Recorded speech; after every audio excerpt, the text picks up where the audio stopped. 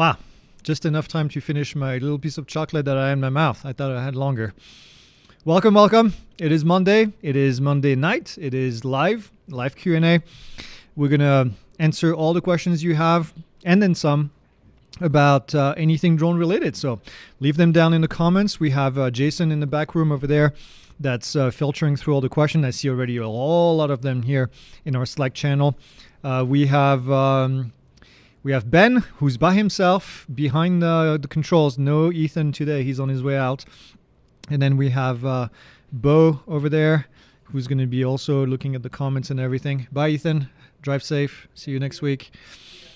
And then we have a whole lot of folks in the chat, so we're going to welcome them. I had a comment last week on this video that said that I was surprised that the hour finished so quickly because I spent 10 minutes saying hi to everyone. So today I'm going to spend 15 minutes saying hi to everyone because I think it's important. I enjoy having all of you guys here. And guys and girls, obviously, guys being used as a everyone.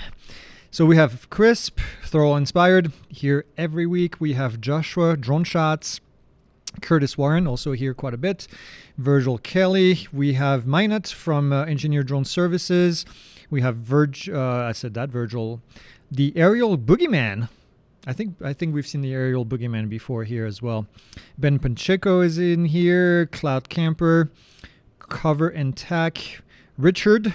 We have Lewis, Chris, Robert, Yellow Rose Drones. What's going on?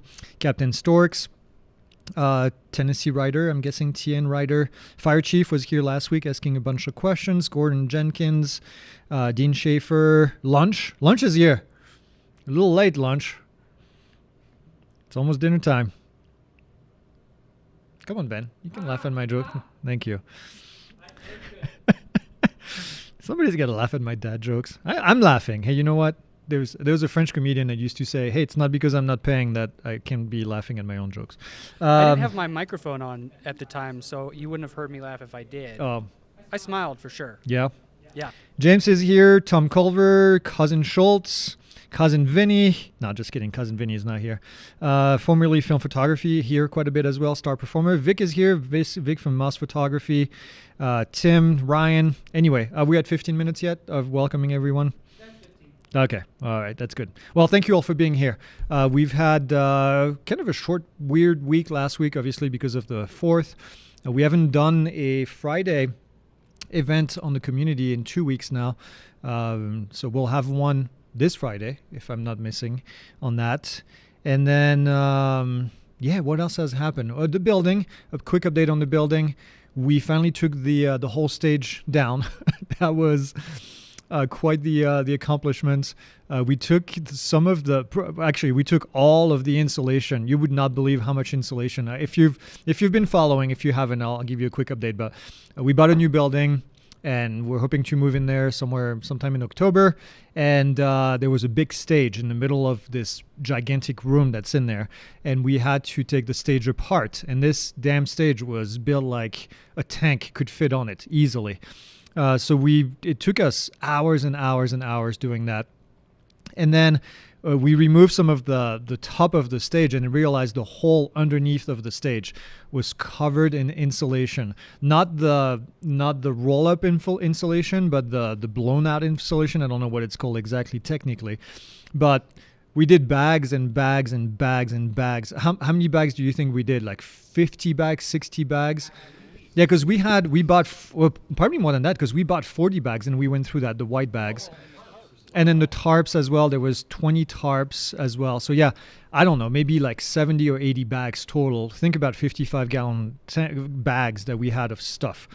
So we took all of those to the dump this weekend, and it was 2,700 pounds of insulation that we put in the dump. So anyways, so that's kind of the progress. This week they're bringing a big thing to take away the entirety of the stage that we took down. They being the contractor and his workers. And then, yeah, Vic says, when in doubt, C4. Yeah, I wish. A couple times we thought about doing that. But they're going to be in there. They're going to start to break down walls, which is exciting because that's kind of the big next step, taking down some of the walls that we don't need. And then I think after that, they're going to start building up partition for walls that are going to go in the building. So super excited. Things are moving. So if you wanted an update, there you have it. If you didn't want it, but you had it anyway. So, all right, let's get going. See, that was only 5 minutes. That was only like 5 minutes of update. So that's a record. That's the fastest you've done it. Is it? Well, I can keep talking about updates. We get the dock 2 from DJI for testing for a few weeks actually. We have a deep dive coming out on that, and then we're going to be at Oshkosh in Wisconsin in 2 weeks. So there's going to be some messed up schedule here for a little while. At least, so next week we'll be back on the show normally, and then for the next 2 weeks we won't have a Monday live because 1 week we'll be at Oshkosh. That will be the first day, and then the week after that is the week that we travel back. So it's a long ordeal. It's a 7-day show plus the travel in between, so it's more like a 11-day at the minimum to go there, come back, set up everything. Good times. Okay. Yeah, we did get, what did I say? From DJI. Well, the dock is made by DJI. Yes, we did get the dock from Gresco, our friends at Gresco. Thank you, Jason. The DJI dock from Gresco. There you go. Let's put it this way. And it's cool. So we have a deep dive coming out on that. There is an Air 3 deep dive, formerly film photography. It's on the website, so you should be able to find it there. The only deep dive that we're missing right now is the Avata 2. Somehow fell through the cracks because we had to travel right on release day of the Avata to another air show, and we never did it. So we'll see. Eventually, we'll probably get to it. The DJI Duck. Yeah. Dock, not the duck. Although DJI came up with a bike. I think we've seen that in the news update. So they might come up with a duck eventually. We'll see. Okay. Whew. Good times. Let's get to the questions. I see a lot of them already. Chris says, what license do I need to fly Mavic Pro in California? Chris, it depends if you're flying recreationally or you flying for non-recreational purposes. If you fly recreationally, you need to take the trust exam with the FAA. It's free. You can go on our website. Actually, we're one of the providers, trust.pilotinstitute.com. Like I said, it's free. It takes about 30 minutes. And then you'll be able to do that. And then in there, it's going to teach you all the things that you need to do. But that's it. And if you want to fly for non-recreational purposes, so everything else but recreational, then it's going to take a Part 107 certificate, and we can help you with that as well. We have a very popular course that will help you with that. So Minut says, let me see. Oops, wrong one. He says, if time allows, would you give a quick explanation of density, altitude, heat wave here in Boston again? Yeah. It's been hot. We hit 100 degrees this weekend here in Prescott, which is fairly rare. It happens every year, but it's not like we have it every day like they do in Phoenix. I don't even want to know what it was in Phoenix, like 115, 120 probably. In Cottonwood today, it was supposed to be 110. 110 in Cottonwood, which is not even Phoenix hot. Yeah. So Phoenix is probably 120, but we're only 100, and it's a dry heat, so it's fine. It feels like being in the oven. You know when you open the door of the oven and you get all that heat, that's how it feels like going out. And then in Phoenix, it's worse. But anyways, what was the question? Oh, yeah, density, altitude. So density altitude is the altitude at which the drone feels like it's flying. So anytime the pressure changes, so if the pressure drops and or if the temperature increases, then the performance of the aircraft are going to feel worse. Imagine yourself trying to run a marathon in 100-degree temperature. You're not going to perform as if you were running the marathon in 60-degree temperature. And then imagine running the same marathon at 9,000 feet elevation as opposed to sea level. That's also going to affect your performance. Well, the same thing is true with drones, airplanes, anything really, especially that displace air because of air density, then those things are going to be affected. So the hotter and the lower the pressure is outside, the more it's going to affect the performance. And so if you're in Boston, which is sea level for all intents and purposes, on a hot day, it could feel like you're flying at 2,000 feet or 3,000 feet. Now, that's not going to kill your drone. It's not going to prevent your drone from flying. But out west, for example, if you were flying from a mountain at 10,000 feet, 12,000 feet, 14,000 feet, if you're in Colorado, then if the temperatures are hot enough and you add another 3,000 or 4,000 feet on top of that, you may not be able to take off. So because just the performance of the aircraft are not good enough for that. So yeah, that's how it works. Think about Phoenix, for example. The temperature sometimes is so hot that they have to ground commercial airplanes because they've never been tested in these kind of temperatures. And yeah, it's kind of nuts. So yeah, that's density altitude 101.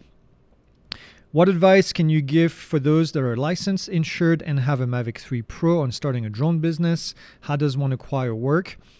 It depends, Virgil, on your line of work. It depends on where you live.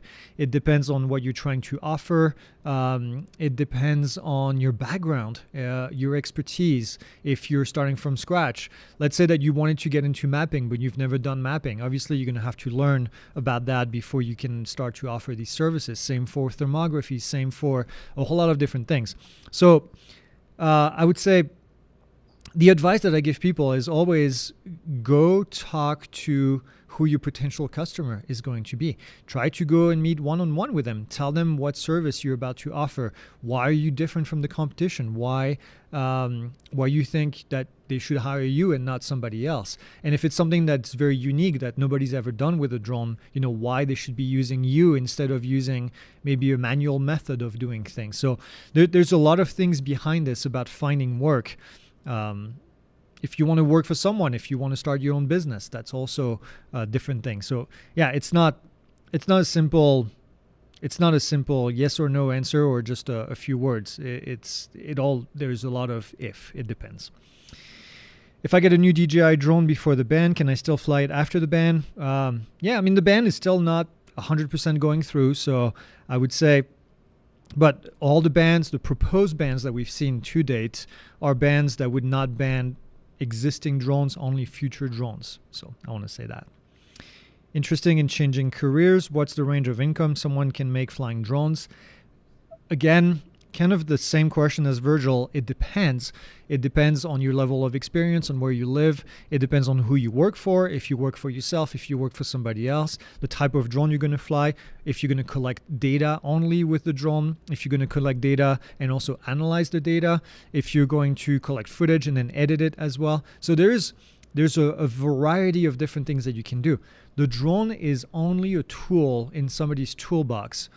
A photographer can use the drone to do additional viewpoints from the air, but they're also going to have a ground camera. So somebody can be a drone pilot only, if you want to call it that, and collect data and collect photos and then send it to somebody else that's going to analyze the data. Somebody can be collecting data for mapping and then have somebody else create the maps. So those are two different set of skills that pay two different levels. And of course, if you live in California, the pay is going to be different than if you live in Arizona or even in Florida or somewhere else. So it really all depends.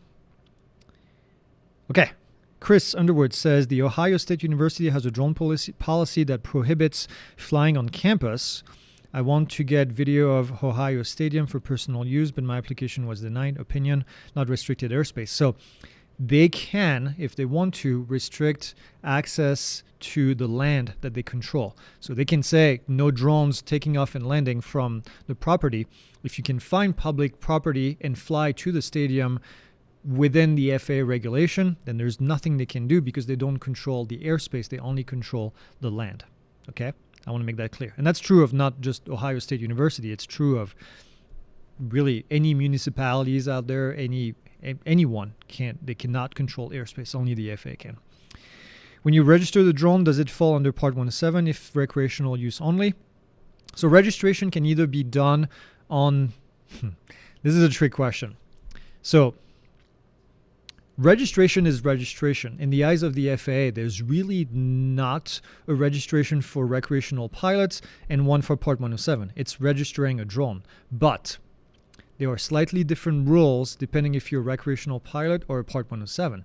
If you're a recreational pilot, you get one registration and you get to use that registration number on all of the drones that you fly for recreational purposes.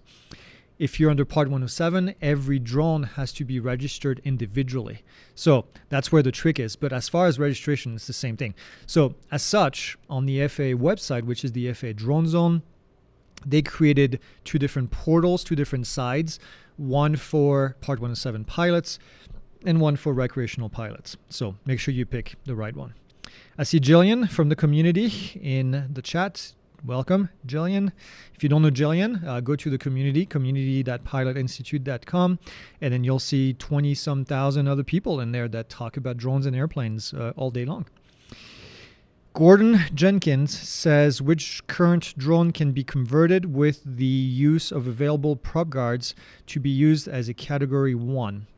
Not a whole lot of drones out there with prop guards will fall under Category 1. The mini series is out from, and the mini size, the 249 gram drones, unless they come with prop guards and they weigh 249 grams. But that's your limit.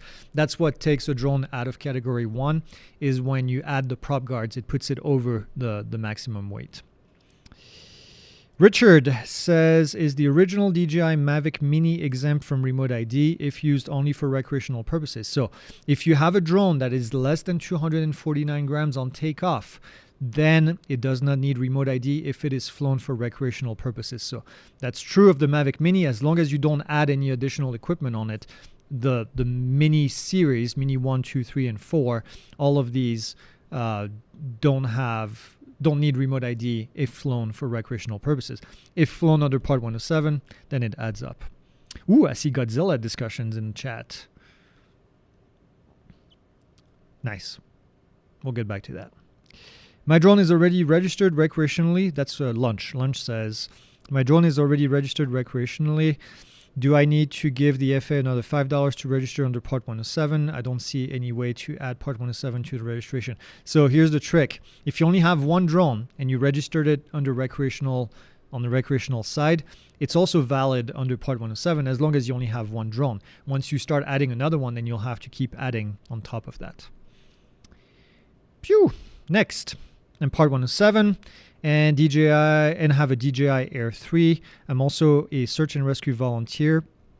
Can I or should I use DJI for team training pictures and videos with the DJI stuff happening? At this stage, I don't see any reason why you would not want to fly a DJI drone. On the fence with the Avata 2 versus Mini 4 Pro. Real estate photography, personal enjoyment use. Currently fly an Evo 2 V3 and the DJI Air 2S. If you have an Air 2S and an Evo 2 V3, getting a Mini 4 Pro is really not going to add much to the experience, I don't believe, unless you want to do vertical photos, which the Mini 4 Pro has, and portrait photos, sorry, I should say, and the other two don't. The Avata 2 is going to give you an FPV drone that's going to give you a different perspective. So if you wanted to add another drone, that's probably it. But as far as real estate, you're pretty much well equipped right now to do everything you need to do on the outside. If you wanted to fly inside, the Avata 2 I think is going to be a bit better than the Mini 4 Pro. I would probably go on the Avata 2 side just because it's a different drone. What the Mini 4 Pro can do, the other two drones that you have can do, except indoors, not as much. I see Ray Kelly in the chat. What's up, Ray?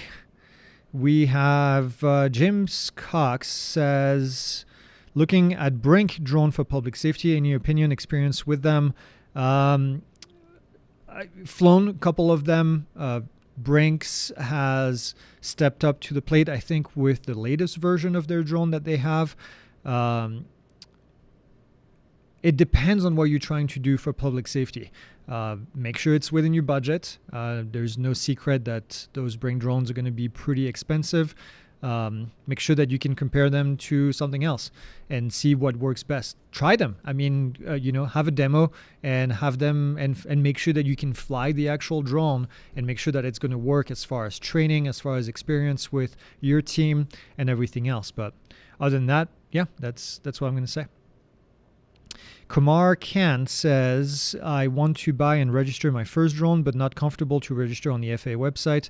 Is it true that they can monitor all the internet activity? I don't want my privacy to be monitored. No. The FAA does not monitor your internet activity. Not at all. I don't know where you heard that, but that is not correct at all. So, yeah, you can register on the FAA website, no problem. Ben says, not this Ben, the other Ben. How can you get the flight specs to show on the DJI Mavic video, height, speed, other, while viewing on the PC? Thus far, I can only get it to show using VLC program. So in order to show that, you need to make sure that the SRT option has been checked in the setting. SRT is a subtitle function that's going to record all of that data and put it in the form of a subtitle. If you use VLC I think does it automatically, showing the subtitle. If you use any other player, I don't know if you're on Windows or PC, but on Windows, on PC, for example, you're going to have to find a way to open the subtitles that are in the file. Usually they're baked in. No, they're not baked in. They're showing as an SRT file on the in the file folder. So you'll have to find that SRT file and use that as subtitle. But most of the time that SRT file is named the same as the video file. So if you have both of them together, then it goes in here. I think Autel are the ones that bake the SRT file into the file itself. I think Parrot does that as well. And so yeah, if you have that SRT file, you just need to treat it as if it was like an English subtitle or a French subtitle or German subtitle on the movie when you watch that. So any player should be able to do that. You just need to find out how to do that.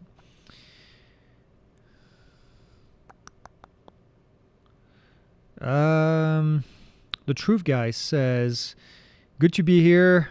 What's your take on the Zenmuse zoom camera? I'm trying to upgrade my M300 camera. I mean, from my experience, I've only used the Z30, which is the older generation of the Zenmuse, which was okay. I haven't tested any of the newer stuff. How can someone in the USA build, design drones for sale with a standard remote ID? Does the US government really want small hobby manufacturers to pop up? Well, it was definitely a difficulty when Remote ID first came out because there were very few options available, but I think there's a few more available now with Remote ID that can be embedded into the drone in itself. So, but yeah, it's definitely, it adds to the complexity and it adds to the difficulty of making that happen. How hard is the Part 107 test? Should I seek in-person training courses? John, you don't need to do in-person training. You can use our course, which is all online at your own pace. Hundreds of people that are watching right now have used it.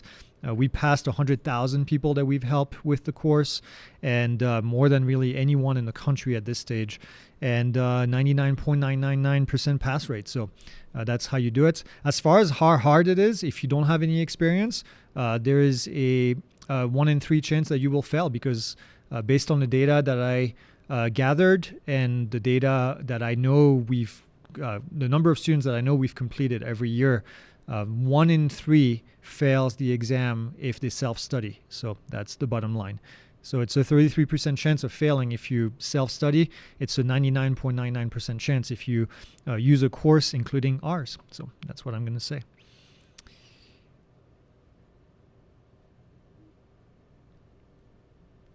Next, anyone get news on 04 air unit and backward compatibility? DJI has been quite silent on that part. It's a bit overdue. Yeah, I agree with that. I have not heard any updates on that, so I am not sure. I'm not sure. If you're a Part 107, if you fly recreationally and an officer asks to see your license, do you have to provide it even if you're flying recreationally? Yes. You do. Just show them your stuff. It really is that simple. Show them you trust, and then they have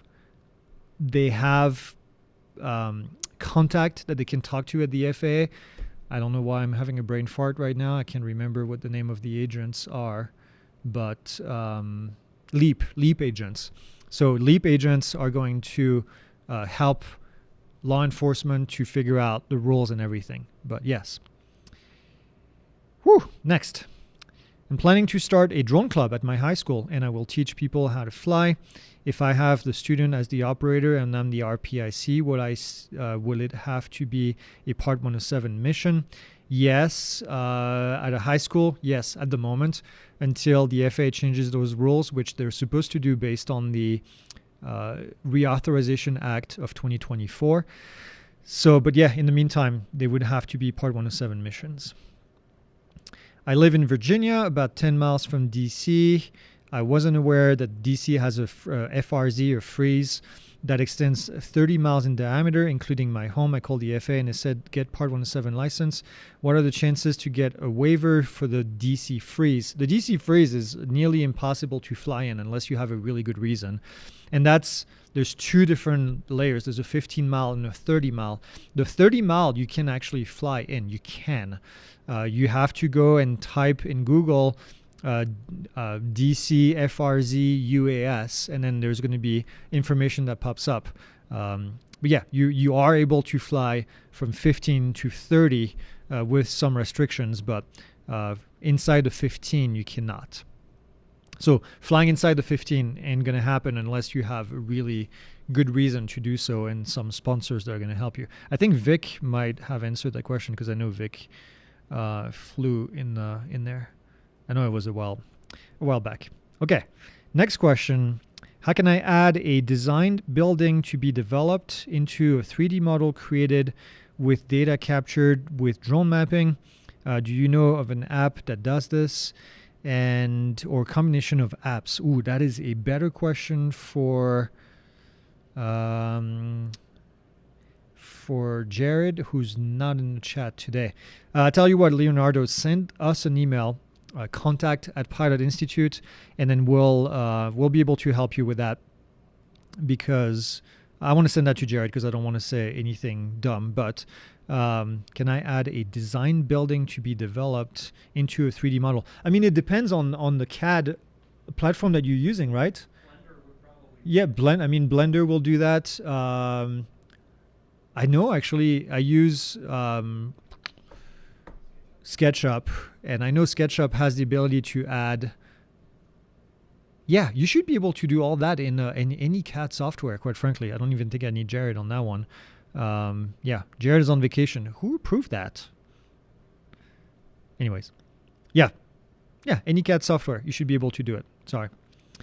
I'm about to fly in the game of Copa America, Argentina versus Canada. Can you give me tips to get the waiver approved? Is that in the US? Is that soccer? Sorry, I'm terrible with sports, team sports. I'm not sure, but it's Argentina Copa versus America, Canada, it sounds so like soccer. If it's in the US, you're going to need to get a waiver a long time ago. So if you're about to do it, I'm guessing it's too late. Sorry. There we go. So yeah, I'm not sure. Let me know maybe more in the comments, and then I'll see if I can answer that. Are there different rules as far as where you can fly if you're flying a mini drone 249 grams? No, see, the answer is no, and that's a big misconception. People think that because the drone is sub 250, then you can do whatever you want. The only exception to the rules is the registration rule and remote ID when you fly recreationally. Otherwise, all the other rules still apply. So a small drone doesn't mean that, you can't fly. And Vic, I'm sorry, a small drone doesn't mean that you can do whatever you want. Sorry, I was reading two things at once. Jillian says it's sports ball. Yeah, sports ball. I like that. Vic says soccer doesn't have an automatic stadium VFR. Yes, great point. I completely missed that. Yeah, actually, so you may not need a waiver in this case, but I'm sure they're going to want to know that you're flying a drone near that area. So, and again, I'm guessing this is not. Oh, it is in the US. Crap. Okay. So in that case, if it's in the US, there is likely not to be a TFR because of what Vic just said. That's not covered under the Stadium VFR. So I would take a look if there's a manual TFR that was put in place, which there might be. And if that's the case, then you'll need to get approval to fly in that. So you'll need to find who issued the TFR and then get in contact with them. Again, like I said, if you haven't done that and it's coming up soon, it's probably too late. But yeah, take a look at that. Pilot 777 says, I'm confused on the Part 107. I did mine for free on your website. Why am I being videos of people failing it and having to pay and drive to a location? What am I missing here? So, okay. So several things here. Your screen name is Pilot 777. Am I guessing that you are a Part 61 pilot who is current? If that's the case, you can do the test on the FAA website, faasafety.gov, for free if you're current and if you're a Part 61 holder. If you're not, then whatever you did means that you're not Part 107 certified. So maybe you did the trust exam on the FAA, on our website on behalf of the FAA. That's not Part 107. That's just to fly recreationally. If you're not Part 61 certified and current, then you need to do a test at a testing facility in person, answer 60 questions, and then pass with a 70% or more. So I don't know where the confusion is, but that's where it's at. So, yep. Okay, next. Can you give me tips to get a waiver approval for a stadium game? I think I just answered that's the same person. I was trying to help avoid the DJI ban by going to Drone Advocacy Alliance website, but the website keeps timing out every time. Is anyone else having the issue? I live in the US. DroneAdvocacyAlliance.com is the website. So, Ivor, if you still have issue, just email us, contact@pilotinstitute.com. We can try to look into it. But no, I haven't seen any other people complaining about that. Next, what is the best way to keep track of number of flights and flight time since DJI does not upload that info? Do you have a course on file handling? You would need to have a third-party software. Or you can use a spreadsheet manually if you want to do this after each flight. Air data is one of them, and of course, Aloft Air Control also has the ability to do this. Now, you're going to have to offload these files together by hand onto the website from your drone, so it's not fun. I see Argentina versus Canada tomorrow, 8 p.m. MetLife Stadium in New Jersey. There you go. Wow. When posting videos online, do I need a Part 107 disclaimer since I hold a Part 107? Nope, I would not even worry about doing that. Can we fly 100 feet away from a plane that is on the ground? It landed and parked also not at an airport? Wait, how does that work? It landed and parked not at an airport. How does a plane land and park not at an airport? But to answer the question, the only FAA restriction is that you do not interfere with manned aircraft operations. So flying 100 foot away from a plane that's on the ground, taxiing is not so much of an issue, in my opinion, as long as you don't interfere with what they're doing. Ryan Reed says, can you fly your drone in a UAS operating area shown in Sky Vector as a blue-purple circle? Yeah, so these are NOTAMs, Notice to Air Mission, that Sky Vector shows as UAS operating areas. You can fly in there. It's not forbidden because it's just it's not a TFR. It's a notice to airmen. So it's a notice that somebody else is flying a drone in the area. So just be cautious that somebody else is going to be flying in there between 0 and whatever altitude is in the NOTAM. But yes, you can do that. Any insights why Watts Innovation shut their doors? No, not yet. I'm kind of sad to hear that. We're going to report on that on Friday. Sad because we know Bobby Watts, who started the company ages ago. Bobby's been in the industry forever.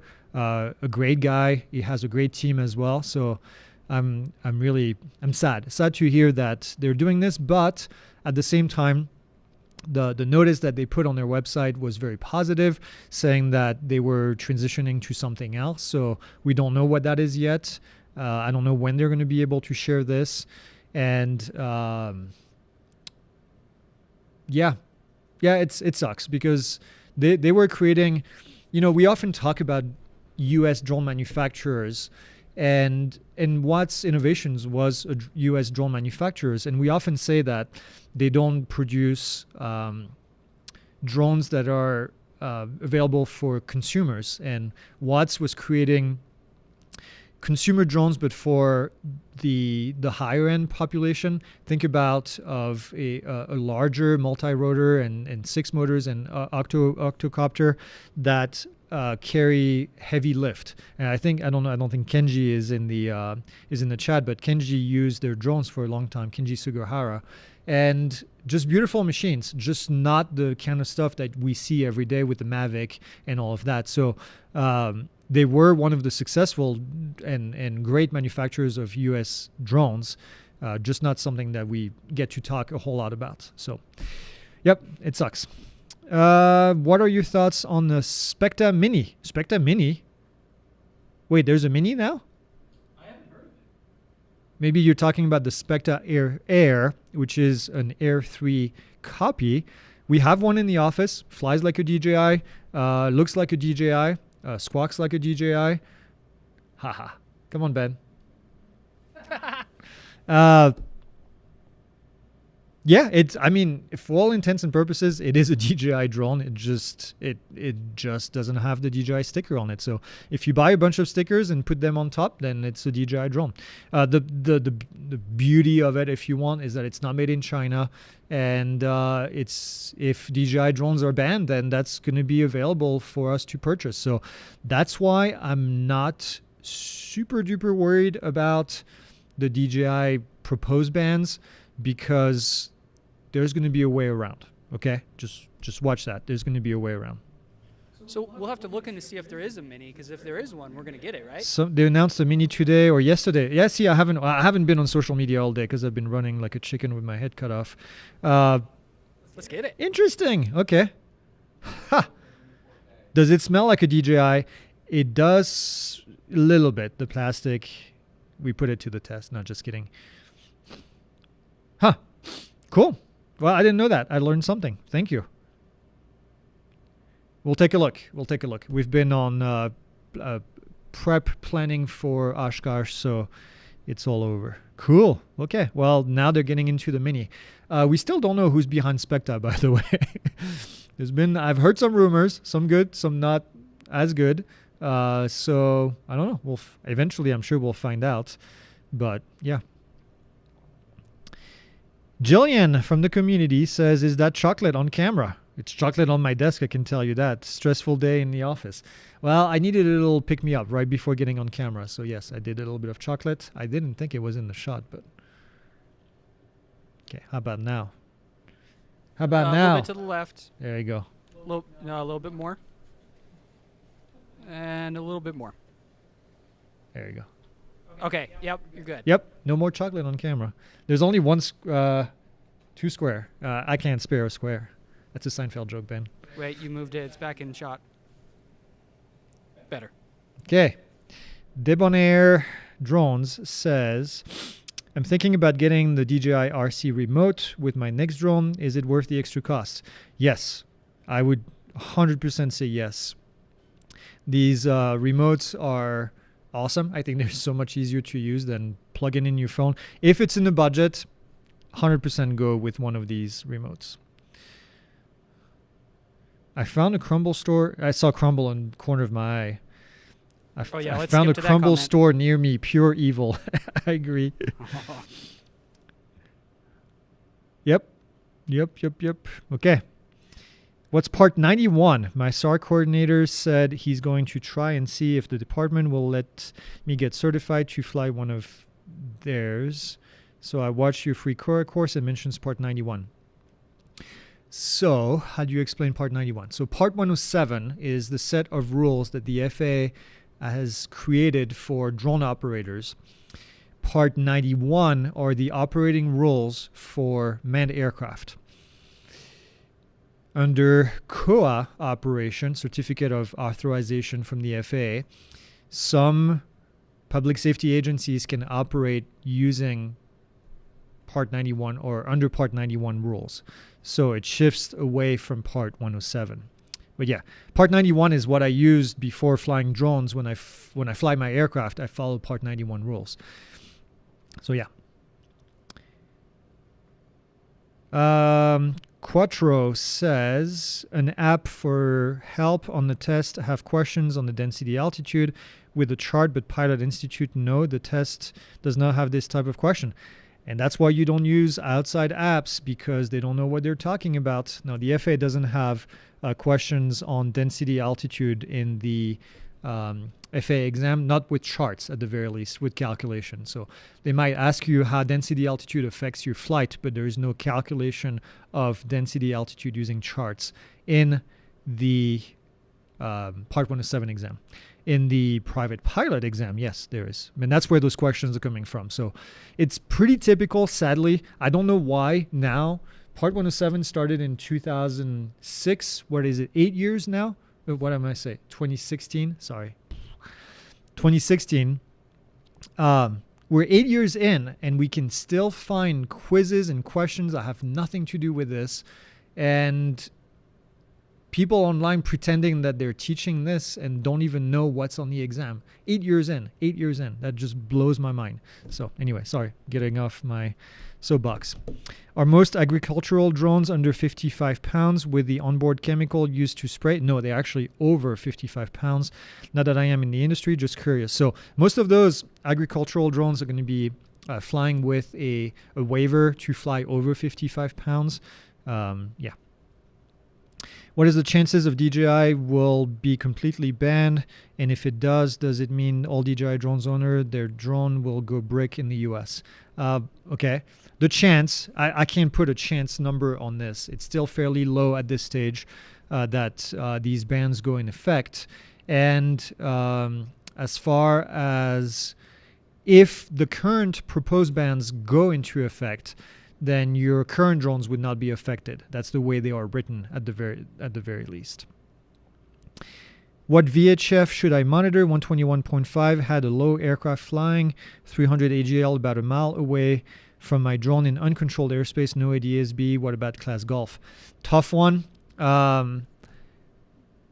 You can try 123.0. 121.5 is the emergency frequency that people are going to go on to declare an emergency. 123.0 is the overall frequency, that like the generic frequency, if you want. Very few people, I think, still use that. So flying at that altitude, chances are they're not on any frequency. If you are in an area that has an airport nearby, you can try to put the CTAF frequency or the tower frequency and listen to. That's a tough one. They may not be listening to anything. In class Golf, you don't have to. So they may just be listening to the last frequency they dialed in, which is likely the airport. So that would be, yeah, tough one.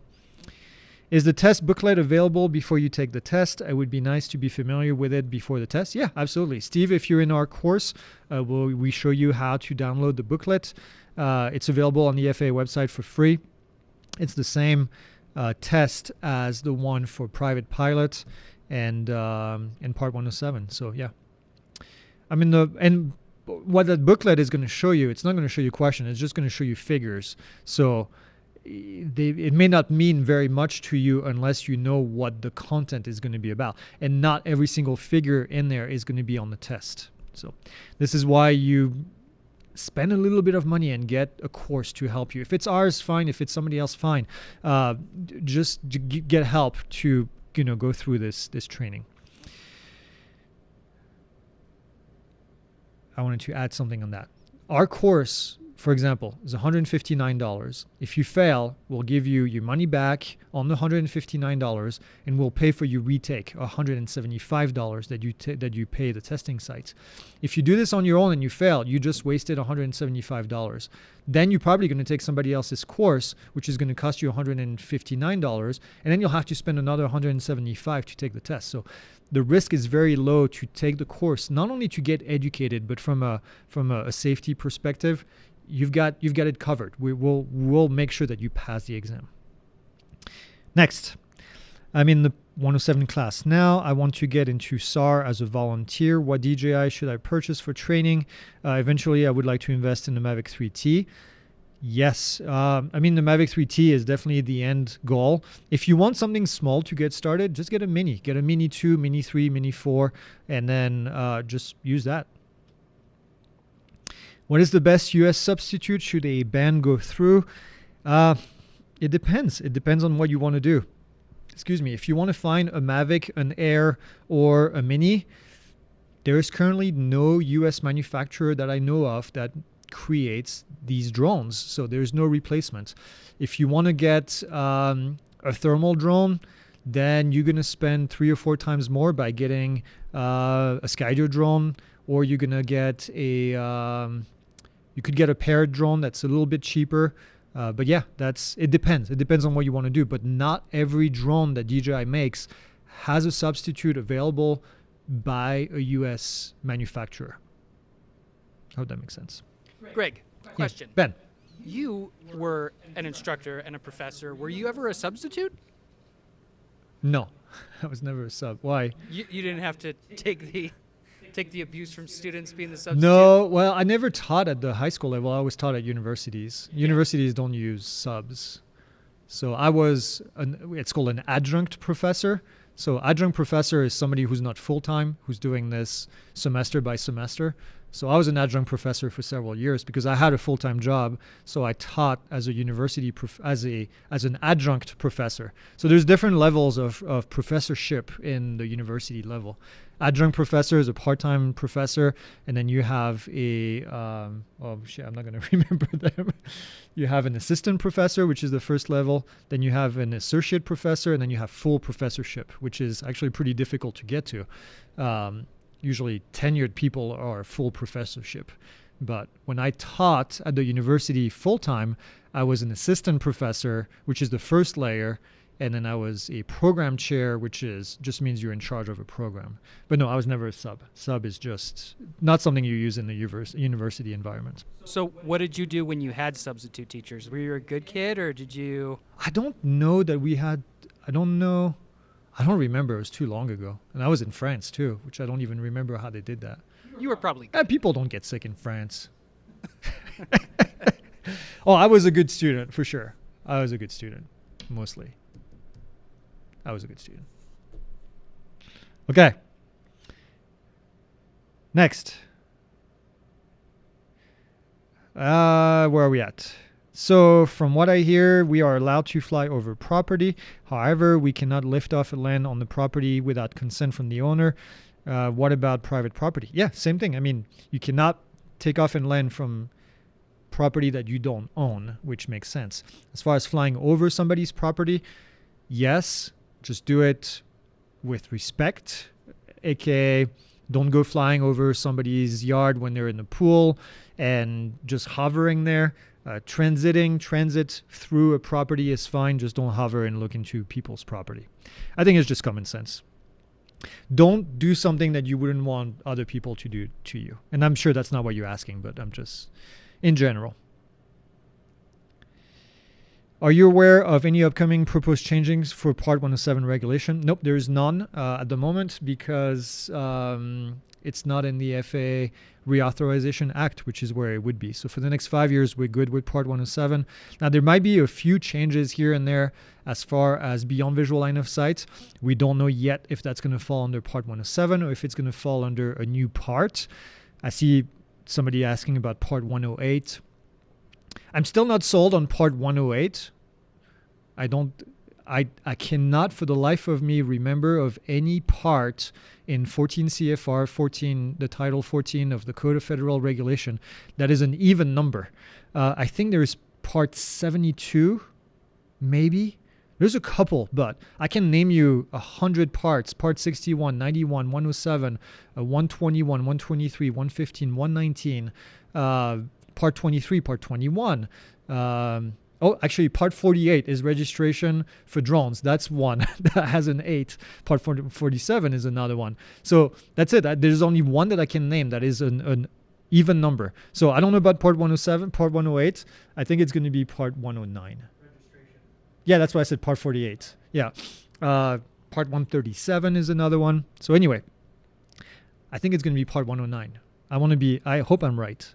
But anyway, yeah, I know the BVLOS ARC said part 108, Vic, but the BVLOS ARC is also full of people that are not pilots. I'm sorry, but they're not aviation folks. They're not aviation regulation people. They're just some people that are well connected that got a seat at the table. And I think I don't think Vic was in that. But yes, I know the ARC said that, but the ARC is not, they're not aviation people. So anyways, we'll see. Maybe I'm wrong.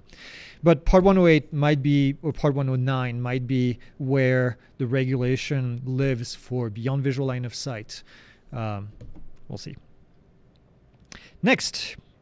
Do you think DJI will be the only company banned if I fly the Potenzic Atom SE? So it depends on the proposed ban. Right now, the Countering CCP Drone Act is geared towards DJI specifically. The DFR Act is geared towards Chinese. And so that would mean anything and everything Chinese. So your Potenzic would also be very difficult to fly, but that's in 5 or 6 years. So it takes a while to get there. Yeah, I know Kenji was on that, but Kenji is different. He's one of very few that know what they're talking about on that.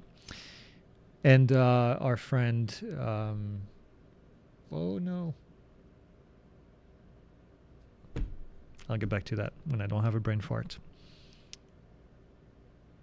Dave Messina. Sorry, Dave, if you're watching. Dave Messina also knows what he's talking about. How many have you refunded? Oh, for people that fail, we've refunded about 20 to date. And that's out of 100. If we put airplane and drone together, we've refunded about like 40 people total, maybe. And that's out of 170,000 people.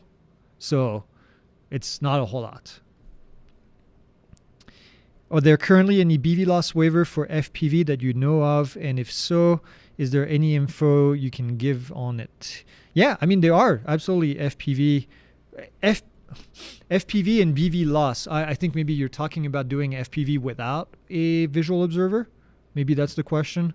But FPV, if you have a visual observer, should be the same process to get BVLOS as it is for anybody else without an FPV drone. And there are those available. We have a BVLOS waiver available that we use to actually do a beyond visual line of sight flight with the Avata 2 with a visual observer next to me as I was flying. And then we had somebody else as a visual observer following the drone. Bits Bytes says, if you are recreational, you have only one registration for all your drone for part 17. Each drone has a separate registration. That is correct. I think that's in response to the next question. Oh, yeah. Oh, I see. I already registered a drone, but I just purchased one. Do I need? Yeah, okay. So that answers the question. Sorry. I applied for a 10739 waiver. Any idea how long it takes if it's approved? I haven't heard recently of the turnaround time, but my guess is that it's probably pretty quick. So maybe a couple weeks. Hard to tell because I don't know how busy they are on the back end. I haven't talked to anyone at the FAA in a few weeks, so hard to tell. Whew, man, getting towards the end. Awesome. Oh no, I see Ken Heron in the comments. Okay, let's get to that one later. Should rephrase my question. If Godzilla is on someone's property, can you take off from Godzilla and land on Godzilla without having any problems? No, unfortunately, that would still be because I think their feet are touching the ground of the private property. So that would be a no, even with Godzilla. Although they probably have other problems, obviously. See, I had asked that same question, but taking off from your vehicle, if you're taking off in an area you're not supposed to take off from. Taking off from a vehicle, no, if something touches the ground. It's like saying, well, if I hold a drone right here up in the air and I take off from a national park, am I okay? No, it's not going to fly. Ha! Oh, I got that one. Late, nice. Very late, very, very late. Oh, somebody said I sent a script out to Ken Heron. That's a mistake. Okay. Whew. Next. As an REQ pilot, can a neighbor tip me for taking pictures of their land? Oh, recreational. No. Well, no, because as soon as somebody asks you to do something with your drone, it's no longer recreational. So the answer is no. Does it make sense? No. I don't think it does. The July photo contest. Logged into poll unit, uploaded pictures via mobile, got home from desktop, tried to see if my photo was approved. Poll unit was asking for new photo, mobile was fine. We approve each photo individually, so in the fray, that's probably what happened. That's Jillian approves all of these individually, so she may not have gotten to that question just yet. What was the theme for this one again? The theme was water. Yeah. So your drone splashes into the water. You were able to take a picture right before it dies. That kind of picture.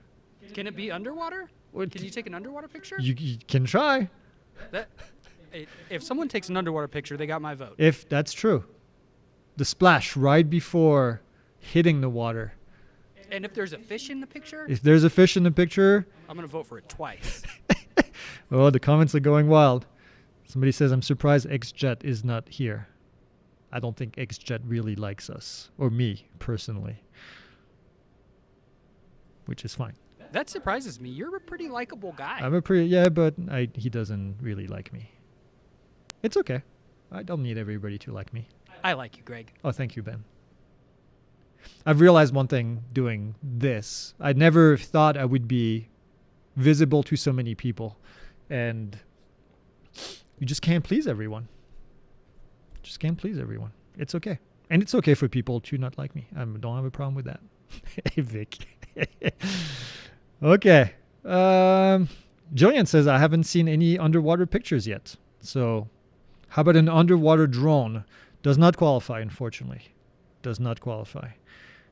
Although those are cool. So we were talking about this in the office not too long ago. I would love to get into underwater drones, but just to be able to see what's underneath. But I think our lakes are a little too dark. I don't think we would be able to see much.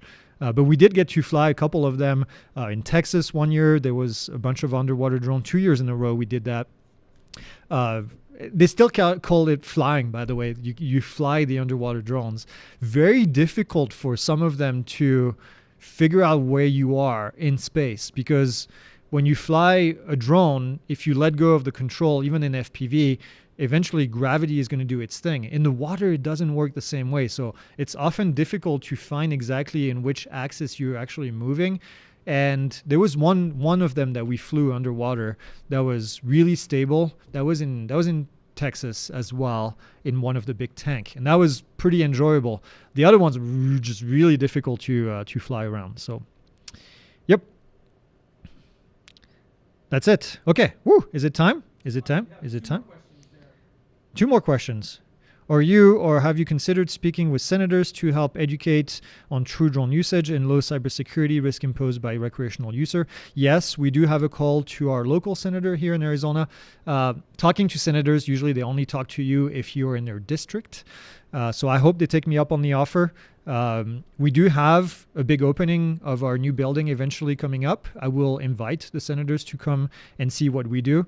I hope we can get a connection with them. I think our senators would actually be somewhat reasonable. The two that we have seem like decent people. One of them is a former astronaut, and so maybe this is aerospace related. Maybe we can get into his ear. So we'll see. It's hard to tell with with folks that do this kind of job, if they have any interest in it, if they pretend to have an interest in it. But at least get them to show what we do and what a lot of you do as well. Would be something that I would welcome. And next, if I post my road trip video that I made with a drone on YouTube, can I get in trouble with the FAA if YouTube monetizes the video? No, if YouTube monetizes your video, you're fine. That's been asked before. The intent of the flight is what matters. So if you took that to just show other people what you did recreationally, then that's fine. Cool. All right. Well, it is 5 o'clock somewhere, especially here in Arizona. When are we changing? Oh, we still have a little bit of time before we change time again. I think September. Who knows? October. We don't change time.